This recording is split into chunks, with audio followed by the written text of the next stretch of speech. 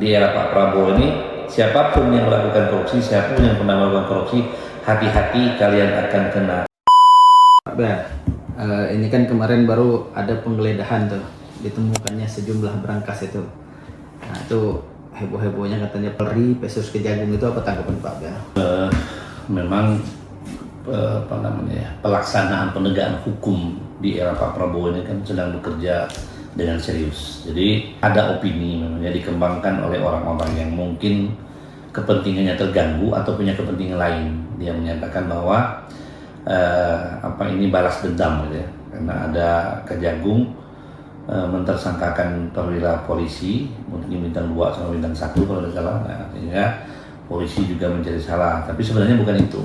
Intinya silakan orang beropini, maukah ini bukan beropini dengan sudut pandangnya masing-masing. Ada orang yang menyatakan ini pengalihan isu karena ada pemadam listrik dan kekurangan batu bara, ada pengalihan isu MBG, tapi intinya bukan itu sebenarnya. Jadi sistem pemerintahan kita sekarang, upaya penegakan hukum ini sedang berjalan serius, sedang berjalan ada pada rel yang benar.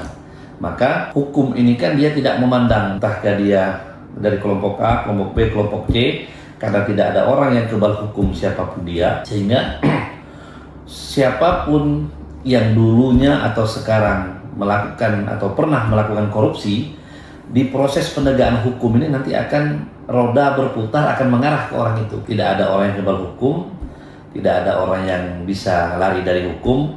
Proses penegakan hukum sekarang mengejar siapapun mereka yang pernah korupsi atau yang sedang melakukan korupsi, pasti akan kena jeratan hukum dan kena penegakan hukum. Menurut saya tidak ada istilah pengalihan isu dan lain sebagainya. Ini murni penegakan hukum, dan memang kebetulan mungkin sekarang yang terseret-seret namanya itu adalah petinggi dari Kejagung sama petinggi dari Polri. Jadi tidak ada rekayasa, tidak ada apa. Di era Pak Prabowo ini, siapapun yang melakukan korupsi, siapapun yang pernah melakukan korupsi, hati-hati kalian akan kena akibat dari penegakan hukum. Jadi ini murni penegakan hukum.